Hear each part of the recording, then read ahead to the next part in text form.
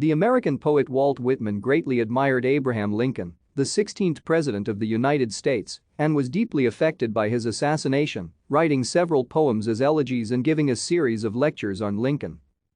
Shortly after Lincoln was killed in April 1865, Whitman hastily wrote the first of his Lincoln poems, "Hush'd Be the Camps Today." In the following months, he wrote two more, "O Captain, My Captain," and "When Lilacs Last in the Dooryard Bloomed."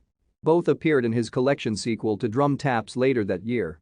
The poems, particularly "My Captain," were well received and popular upon publication, and, in the following years, Whitman styled himself as an interpreter of Lincoln.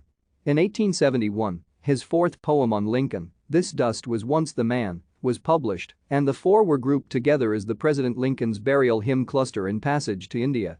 In 1881, the poems were republished in the Memories of President Lincoln Cluster of Leaves of Grass.